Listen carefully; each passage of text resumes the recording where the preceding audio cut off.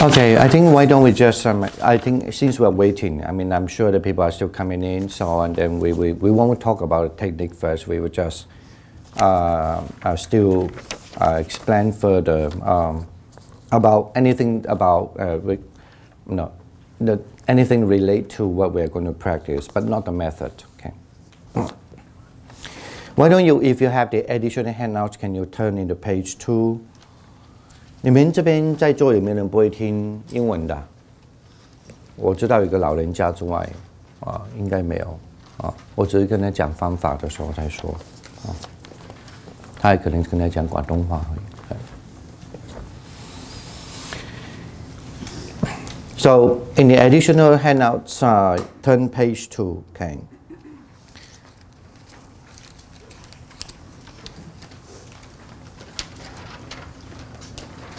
Okay, look at what it means on the last paragraph.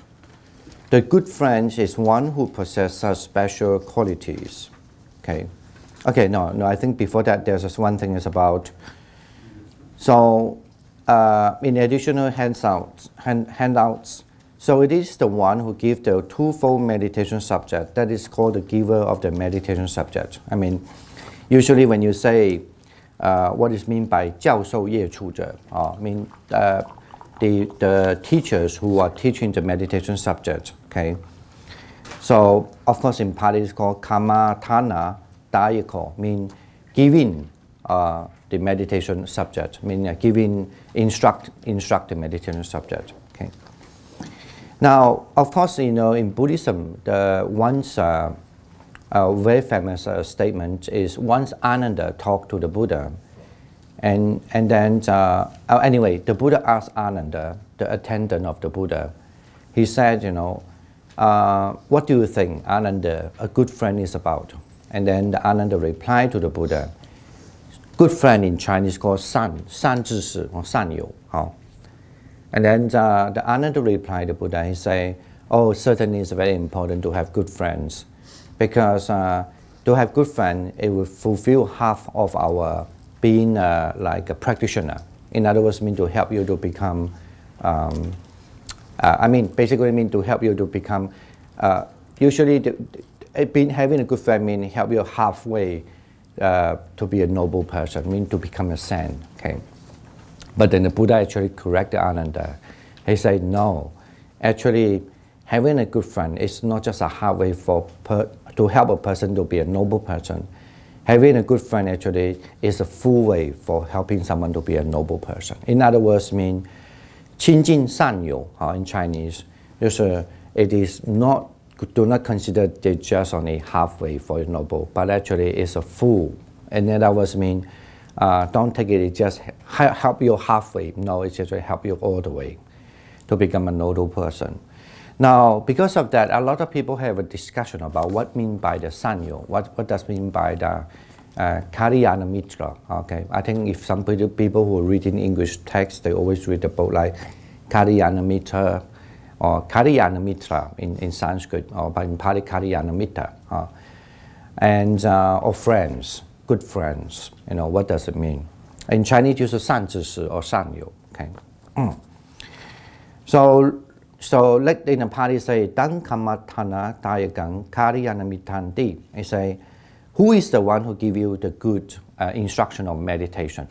They say, the good friend is the one who possesses such special quality, is the one actually giving you the meditation instruction. In other words, when we say that someone who will teach you meditation, it means you consider them as the good friend. Okay. Now, it's very important to know what is the quality of the good friend. Okay. So that's why the next verses is quite famous. Actually, it's the quality about a good friend. He say, he is reverent and dearly loved, and one who speaks and giving a monish speech. The speech he utters is profound. He does not urge without reason, and so on. Okay. In other words, we want to say, normally the good friend is somebody respect and somebody like, and then when he speak, he always speak nicely, okay, and also always giving kind of like admonitions to people who are learning. And whatever he say usually is profound, and then he does not urge without reason. In other words, mean he's not very, how to say, it's not like people they want to control everything. You should do this, you should do that, like that. He normally don't speak much unless he thinks it's necessary. Otherwise, so, I mean, what I want to say, a good friend, you must have those images. Those images are very important. One day you become, or at least you're helping somebody to to improve their meditation and so forth. You are not the people like, you want to know everything, okay? So where do you go? So what do you do? No, I mean, certainly, if you are really busy, if you're on meditation, I don't think you have time to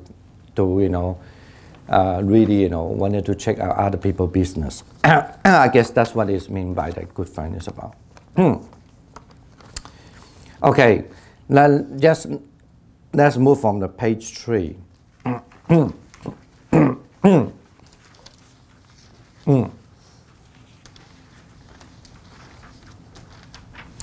I don't want to read that, but I mean generally, just want to say, if someone who possesses such a kind of quality as a good friend,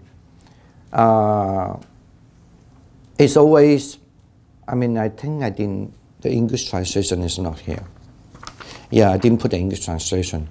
Generally mean he want to say if people who possess such a good quality, he's always think about other people's welfare. Again, in other words, he would consider the other people, the students' welfare. It's just like the Buddha say, Mamam hiyananda kariyana mitang agaman jadi dhamman satta jadiya parimuchandi. Mean, just like the Buddha say, Ananda, those people who were born, and then associate me, such a good friend, then they could be actually become enlightenment, So in other words, anyway, of course, I mean, it's still traditional belief that the best good friend, of course, is the Buddha himself, okay?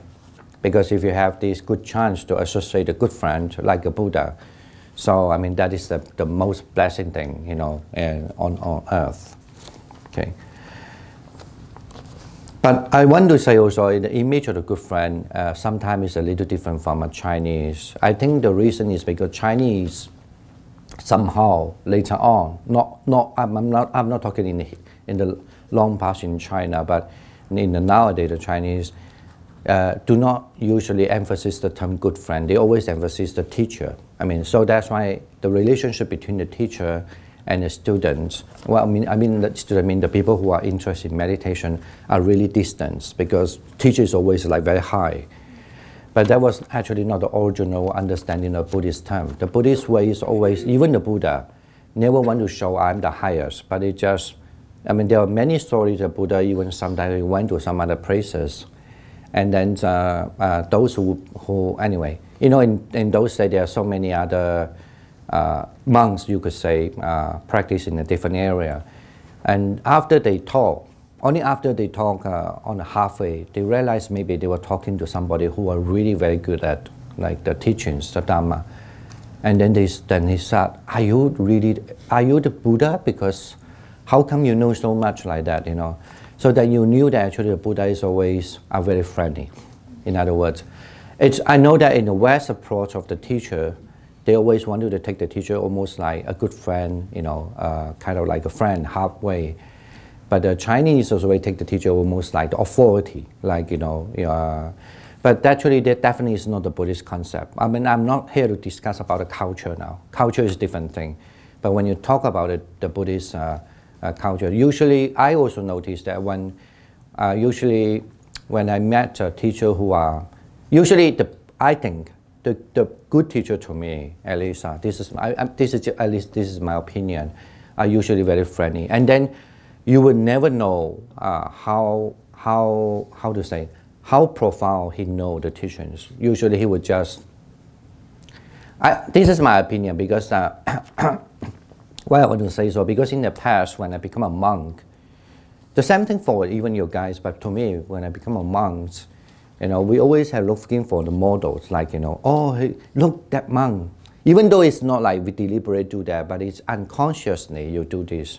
You will find somebody as a model, kind of like, or let's say everybody respect the monk, and then you just kind of like observe how they behave, and you pretend how they behave. Just like a kid, You know that a kid actually, when they grow up, they always learn from their parents or maybe even some other people, right? They imitate that.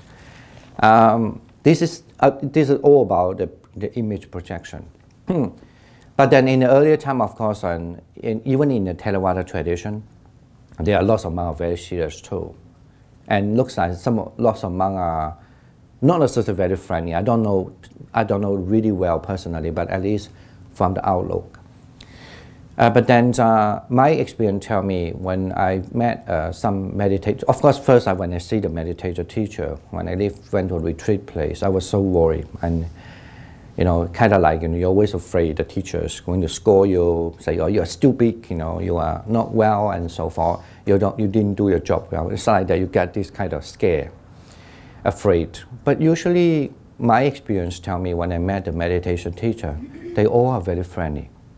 Surprisingly, and sometimes you kind of like, you don't know how to react because they're too friendly that usually, when you meet a monk, you meet a monk, you worship the monk and kind of like he's higher like that. But when you meet a meditation teacher, usually it's kind of like, even it's very old. Actually, one of my, beside my teacher, and my first actually meditator teacher, he was very old, 96 or 90 something. But he's very healthy, very old. So, and of course, especially when you met an old monk, and I was just 22, 21 years old. And when you met such an old monk, of course, you were kind of like, don't know how to react also.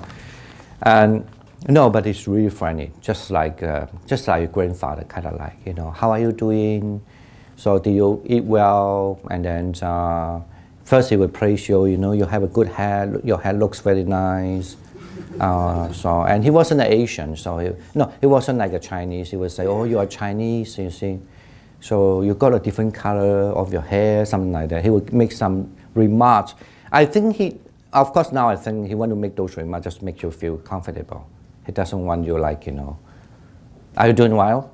How's your meditation? Tell me, No, always very encouraging. Sometimes, I have the meeting every day actually to report how's my meditation progress, because like that, if you learn, then did you see something, what happened now, what's a problem you have? Because I was very young and I never trained in this tradition because we always learn the Chinese text, And suddenly you learn this is like completely out of space, like what it is. And so you don't know how to ask a question also. But he's always very encouraging, and sometimes, you are very lucky. In those days when we learn meditation, we were worried because every day you have to meet them, and then you must find that you must have a result. So sometimes you need to work very hard. You don't want to sleep also because you must have a result to go to meet them.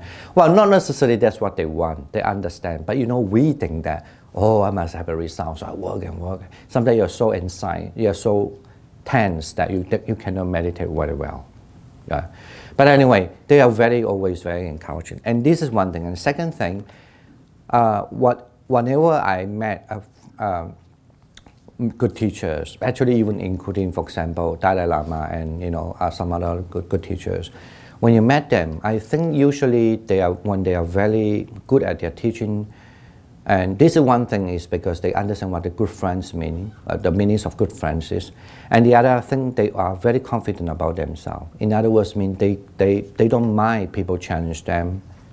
They are very friendly, So, and okay, I'm not going to address that too much because this is, I just want to let you have some image. I guess I put this thing here because last time when people asked me, what is the relationship between the teachers and those people who are studying meditation, I say no, it's just like a friends, Of course, you must know that when I say friend, the same thing when what we say the good friends, when they're having like I'm giving the instruction now. Of course, I had to be giving the instruction. I had to do my job, right?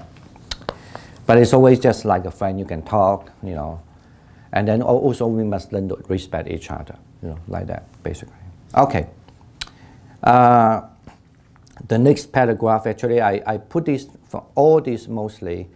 I could add information from different sources, but I didn't want to mix up all the things. So this time, all these sources are all from the path of purification. So when you look at the same thing, the page 3, when you look at the chapter 5, okay, when you see there's a bracket 117, that's a party number, because that's how the standard way of doing it. On party number 117, okay, there's a further saying that no meditation subject can be developed by any living beings described as follows. Beings hindered by karma, by defilement, or by karma result, who lack faith, zeal, and understanding, will be incapable of entering into the certainty of rightness in profitable stage. Anyway, in other words, I think this is just telling you that when you want to learn meditation, you must have faith, you must have energy, and you must also have the understanding. Okay. Otherwise, there's no way that you could learn a good meditation. Just remember. Okay. Faith. How to understand the faith? The faith doesn't mean that because you believe what, but the faith, basically, you need to establish kind of believing that the system will help you. At least that you must have that, even though you are not sure about that. 100%, but at least that's one thing. And the second is that you must also, the faith in Buddhism understand, once you are into the practice, then you will have confidence about yourself also. So the faith is always involved in two sides. One is that on the subject you're doing, and the second is that you know that you can do it. So basically that is. And second is zeal. Some people, they might be start to do meditation, they love it. And then, but they cannot, very hard for them to continue because their energy is lost. Okay, they have to build up that kind of energy. How to build up that energy? Usually always start with the faith. I mean, you have to think what this meditation will be good for you. Okay. And of course the understanding, even though the word in Chinese always translate as a wisdom, but here always refer to that you know what you're doing. Not like, I just sit, but you have to know what you're doing, I always say that, for example, just like you read a book. This is how I do. I have a lot of books, Usually I have a good collection of books because for my academic reason too. And there were people who saw those books, they always ask questions. Some people, not always, not all. How could you finish all this book? But my understanding, if you ask this question, it means you never read books, Basically, when you read books, some book you like it, you read thoroughly from the beginning page to the end of the page. Especially the books are theory, a lot of, not necessarily just a fiction. Even fiction, sometimes you jump a little description, right? Sometimes when I read fiction, I jump some description about, how beautiful the place. I don't have that patience to read those things. It doesn't relevant to the whole plot, the whole story, right? But some people love that, But sometimes I like to read those things too, the description about a place, when I want to learn better with the language, because you want to see how they describe a place. We all see the same place, but some people can write it so nice, better than what we see. So that's how powerful the language. Well, I want to say that when you read a book, you also must understand what is the purpose of reading a book. I read a book because I like the literature. I read a book because I just like the author, no any reason. I read a book because I want to finish the story, what it's going to say, right? So I want to read a book because I want to write a report, okay? Or I read a book because I want to criticize something wrong they use, like some usage they use. They could use a better word. So when you have a different intention of reading a book, you have a different intention of reading a book, actually you have a very different way of reading the book. Get it now? So the same thing when you do meditation, you will know later.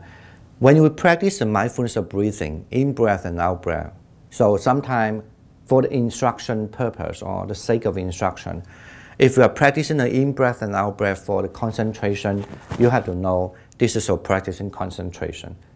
But if you're for the in-breath and out-breath, you are meditating just only for the inside meditation, kind of like you can analyze everything through this in-breath and out-breath, then you have to know you are doing that for the inside purpose.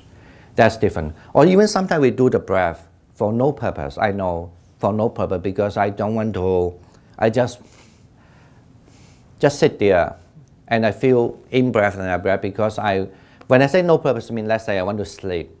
I do in-breath and out-breath, I just want to cut off my kind of like, I want to allow myself easy to fall asleep. So that's why you do in-breath. So when you have a different intention or understanding, the result can be different too, get it now? It's very, so, and sometimes even the way you learn it will be different. Okay.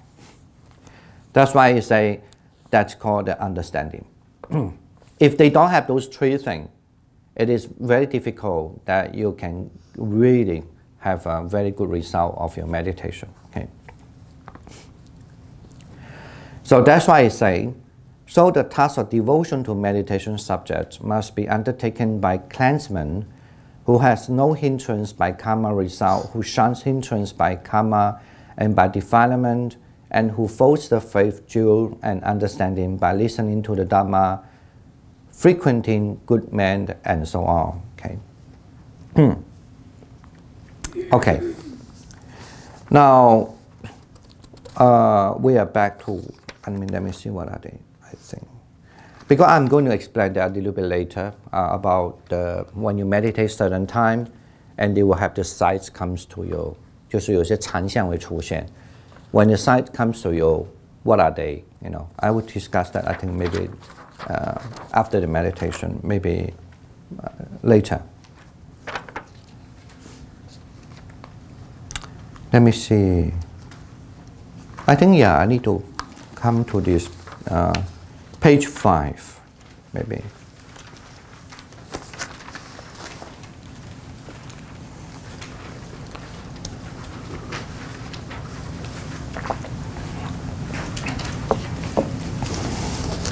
The last paragraph in page 5. This is actually, I get this, I abstract this from chapter 11, okay, of the Visuddhimagga, the power of purification. So, what are the benefits of the development of concentration? People always ask this question, what is the use of the concentration? Of course, in the modern time, we have a different way to say, okay, when you learn concentration, you become alert. When you learn concentration, you easily to put away your worries. When you learn concentration, you feel better, and also you always feel joys. It's different from inside meditation. Sometimes when you learn meditation, you see more suffering, dukkha. But when you do this concentration, it always gives you joy. It's different, okay? And this is one reason why, if you practice the inside meditation, they warn you, don't attach too much of the concentration, because this always gives you joy, okay? Unfortunately, even though that's true, but a lot of people mistaken that they ask you not to be aware, not to attach too much of concentration. But that doesn't mean you have to don't practice concentration. It just, when you practice inside meditation, you have to be aware of the concentration. If you just only enjoy it, that's not enough. But anyway, since we practice concentration, so we must know that when you practice concentration, you definitely must learn how to enjoy it, okay? Get it now? Why I want to say that, a lot of people who learn the insight meditation first, they were so scared of enjoying. And that's funny. Why I say funny? They're so scared of enjoying, but I can see in their life, they do enjoy everything. For example, they enjoy sleeping, they enjoy eating, and they love certain things, but they don't scare about that. But they scare of when they meditate, they enjoy the concentration. Nobody laugh anyway. Nobody understand my humor. That's very late.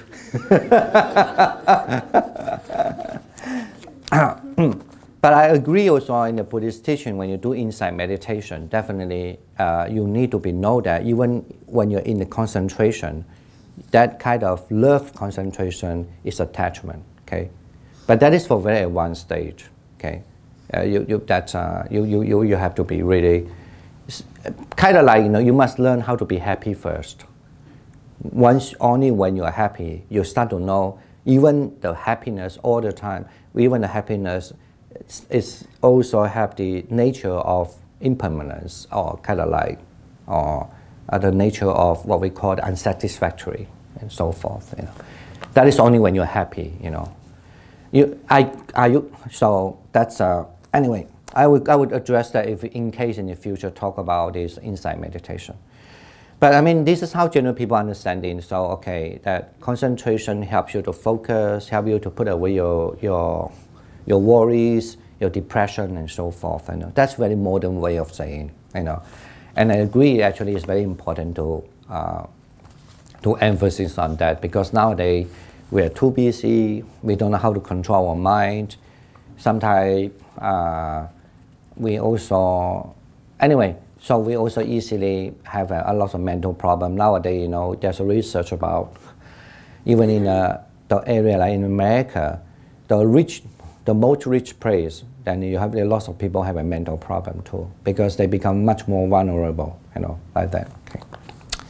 Anyway, but of course, traditionally in Buddhism, when we say the benefit that you gain from the concentration,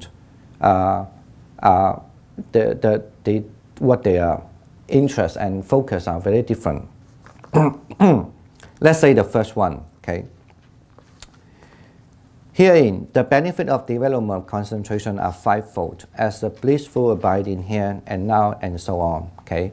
Of course, blissful abiding here and now is the first word. Generally mean a blissful abiding here and now. In Chinese, always translate as 宪法乐住, but literally means, 宪法 means now, right? The present Dhamma, you're happy to stay with the present Dhamma, or maybe you translate literally. But actually, it's always mean when you have a concentration, or when you're practicing a concentration, you're right now happy. You feel happy. You feel love. You feel happy to stay. This is one thing as the thing.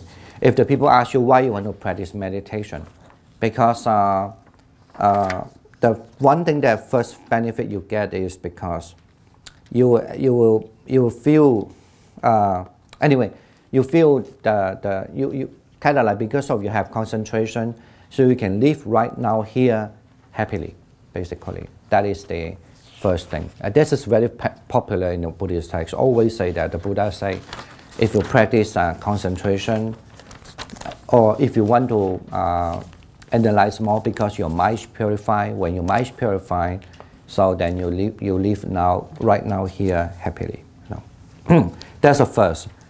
The second one, providing the benefit of insight meditation.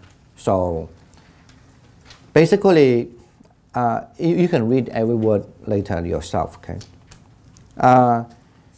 Either you are the ordinary people, either you're the trainers.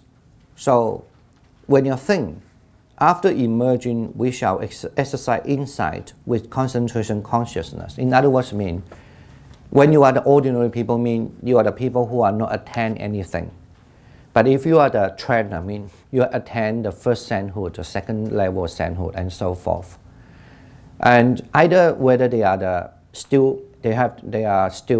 trainers. When I say trainers, generally meaning Buddhism called very, very advanced practitioner, very advanced meditator. Okay. So either you are ordinary, or either you are those people, even they are very advanced meditator. But if you could, in the concentration, and you emerge from the concentration, and then you decide that I can do concentrate, I want to do insight meditation, you could do that. In other words, maybe put in a modern term, when you have this concentration, you can always back to the concentration, and kind of like you sharpen your knife, okay? You sharpen your knife, and then you come up from that concentration, you could start your insight meditation. you could do that much better. So, because I'm sure that people know, the difficult to do meditation, either you do concentration meditation or insight meditation, is always, the most difficult is that you love to sit, you love to meditate, right? You know, that's one thing. And the other difficulty is that when you have a lot of schedule in mind, is you have difficulty to put away all this schedule, right? That trouble you, that hinder you to do further meditation. And then, let alone to say if your concentration are well, that you could put away for 5 hindrances. I mean, those problems that affect you to have a good quality of your mind. Well, this Buddhism is a very, very interesting. It's very highly psychological. Kind of like, you know, why we always don't feel easy? Because we have a lot of craving. For example, if you're sitting here, even though when you're in normal daily life, if you're thinking, oh, I want to get a car, I want not just a normal car, I want to have a Ferrari, I must have a Ferrari. Imagine you wake up thinking about Ferrari, sleeping thinking about Ferrari, but you just don't have a job, okay? And you don't have a rich man like Trump. So, he may not be rich. No, you know what I mean by that. I don't mind. So he might can help you to get money. So you don't know. I'm not going to promote him. So anyway, sorry, I should change other person's name. But I'm just saying that. Like that, you don't have, but you're only thinking Ferrari. What kind of life you have? You can imagine, right? So, generally means that when the desire becomes so strong, especially, like love stories always happen, oh, I love that person, always thinking about it. But the person say, I don't want to come with you, I need to go, so sad. I met many friends really committed suicide. Luckily they didn't die, but they did commit suicide. Drinking poison, and bang his head, and hit the car, really. But they were safe from, anyway. I'm not joking. And so this kind of thing. That's because the desire is so strong and they cannot cope with that.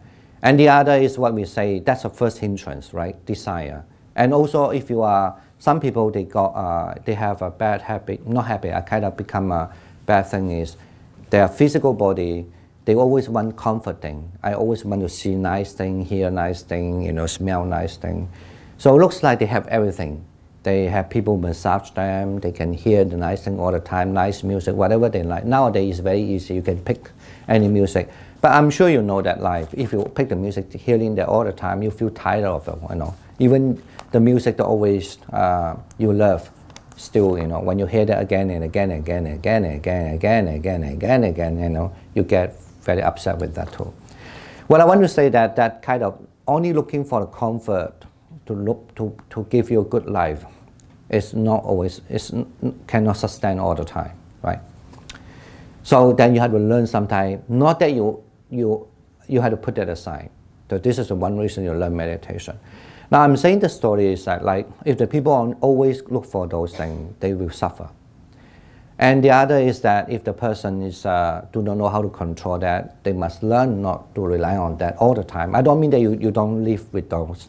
The Buddha agreed that you live with those things too. For example, you definitely wanted to hear people speak nicely rather than they speak not nice, like rough, right? But you don't rely on that to make you happy. I mean, the same thing that you don't rely, you might also aware that if the people always get angry, that's the second hindrance, right? So, and if you can have a concentration, whenever you develop concentration, the anger goes away. Then of course you feel nice. No, imagine that if when you have no anger in your heart, how do you feel? You will feel very nice, right? So that's the second. So that's concentration help you to put those things away. And the third thing is that if you drowsiness and sleepiness, when you always live, when you wake up, I saw people like that nowadays. When they wake up from the morning to the night, or certainly that now there's some young people they are like that. Maybe because in America their life is too comfort now, so they have everything nice. So, and they just somehow lost their purpose in what they're living. Anyway, I don't want to describe that too much. Make something happy, I want to try to tell something much happier. Anyway, that's one other thing. The other thing is so the drowsiness and sleepiness. I'm sure people, if they do concentration meditation, they do find that their mind become alert. Even though like Chinese say the 精神很好, so that you find that you become alert. And the fourth is also about, imagine that if your life is always, some people cannot control their mind, so they think too much. So, and also they always, sometimes the thinking is nothing wrong, but they hate their thinking also. But some people love their thinking, that's fine. Actually thinking by having a distract thought, when it's a distract, having a thought about the future and past and future, but it's nothing wrong. The big problem is because you don't like that idea, it disturbs you, And then that regret actually harm you the most. So, and then if you have a concentration, you put away all this regret also. I mean, this is one other thing that it helps you to be, and I want to put it other way, mean when you have a concentration, so this thing goes away. So then you can imagine your life is better. Am I right? You can, again, you can disagree with me, okay? Imagine, right? Have you ever tried when you just stay in a place? That's how I feel sometimes, like when you stay in a place, you're looking at the lake, very quiet. You're not relying on anything actually. You're not really looking at the lake in a way, but actually you just feel that quietness there. Okay, like that, The main reason is not because of the lake. The main reason is because your mind somehow able to put away all this sort of thing. Okay. The last one is that if you can put away in your life, you always doesn't have too many doubt about yourself, too many doubt about whatever you're doing. So then, of course, then you find your life is much easier. I mean, this is what we call the 5 hindrances. Usually, when the concentration is being established, and this kind of thing would not bother you so much. This is why having a concentration is very useful, and even for your further practice as insight meditation. Okay, look at number 3, the direct knowledge. We translate direct knowledge as a better term. So sometimes people like to translate as a supernatural power. Actually, I think the abhinya, the word in original language, because abhinya may be best to translate the direct knowledge. Abhin actually means confronted. Nya is kind of knowledge come. Why translate as a direct knowledge? Why to understand 神通 in Chinese as a direct knowledge? Because one reason is because usually if your concentration is good, somehow a certain kind of skill or certain kind of knowledge, they call it direct knowledge, will establish. Okay. Or even though this text using the most difficult one, okay, it is believed that because usually they address the most difficult one to encourage you. Okay, I don't think nowadays people do that now. I believe nowadays, especially if you have the concentration from the first jhana, second jhana, third jhana, fourth jhana, and then up to what we call the formless jhana. There are 4 of them. Okay, altogether there are 8 jhana. If you are very good at it, especially that you can enter it, out of it, stay there as long as you like. You can be very quickly, you can shift your jhana, and those you have learned already. It's just like a mind. First you learn everything like 1 plus 1 as a kid. When you're a little kid, you learn 1 plus 1 equal to 2. 5 plus 5, then you do that. 1, 2, 3, right? Like a jhana, you first learn it. It's a thought, kind of a concept. You up to that reach, and then you just first have to learn, okay, 1. And then you reach to another jhana, 2, like that. But when you are really good, and then you are jumping, right? So kind of like, then you don't have to count your finger. 5 plus 5 is equal to 10. Because you train a lot, So like that. If you can do this, of course, then there are, usually if you want to read the best Harry Potter book, you can read this kind of book. They teach all how you could walk on the water, emerge yourself, disappear. I don't know how far it's true, okay? I never seen that, but I know some are true, but some I never seen it, I cannot tell you. And I don't know how to do that, some of them. Very complicated because you definitely need to train your jhana very quickly. I always joke, if you want to write a best Harry Potter book, actually you should consult the Buddhist book. Because they definitely teach you very clearly how you can manifest your body, one body become many body, how you can fly. I did ask my teacher once, what is the most difficult? The most difficult is to fly, Then, because you must be able to shift your consciousness into jhana from water element, and then to the earth element, and then to the wind element, and then you need to shift your wind element to the earth element all the time. So very quickly in the jhana, in and out, and quickly. So that's why you can fly up, like that. Anyway, I'm not going to talk to those things. If you are interested, you go back to read it, but don't dream too much, okay? But I mean, definitely it's true. I have been reading, when I was a kid, I always fascinated about those things, But actually, truly, the one that so far I know, clear description about how you practice all this, what we call it direct knowledge. They call it direct knowledge, is not, we are not going to say it's because you are much powerful than others, nothing to do with that. It's just because when you have that kind of skill, that something, because it comes directly. So if you know how to shift it, how to turn it, and then this comes to. Anyway, I'm not going to talk that now. Just do a meditation, but I'm sure, I can say I'm sure. So when you have those concentration power, so a lot of things, very surprising. Okay. Anyway, okay.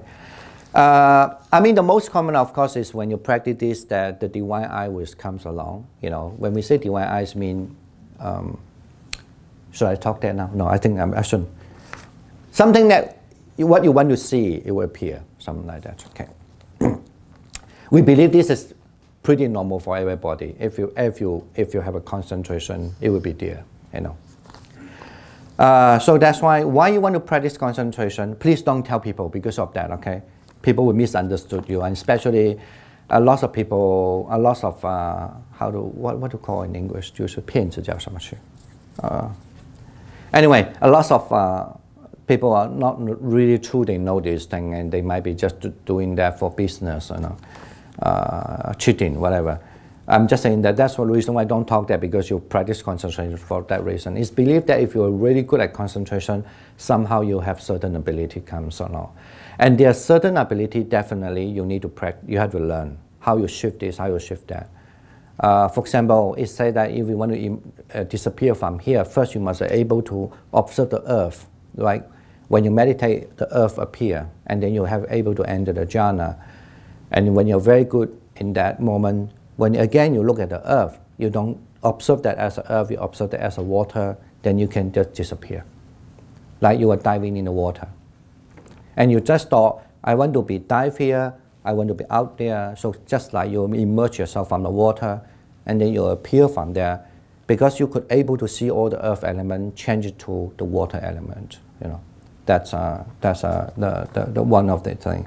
But definitely it's much easier that when you practice longer, you're able to read other people's mind, or you are able to see something, okay?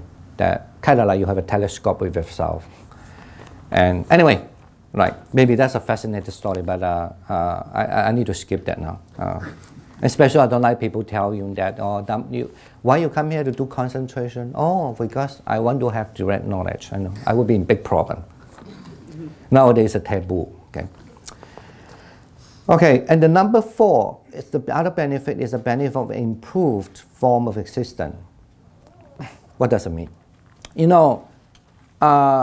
Some people, they come for religion because for many reasons. Some people just come for religion just because they want to have like a calm.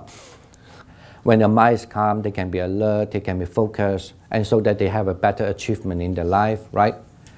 So when you have a more focus, then of course you are much clearer. You are not like a stupid guy or a stupid girl, right? You can really think the thing more thoroughly. But other people come to religion is because they are thinking about, what if I die? Where do I go? What is my next life? Afterlife. What is my afterlife? Something like that. I'm sure that usually young people don't care. I knew that I met a lot of very, very old people. The only concern they always tell me, how can I make sure that my afterlife will be good? That's their concern. Especially people who have faced death before. Somebody almost died. They knew how they feel. Okay.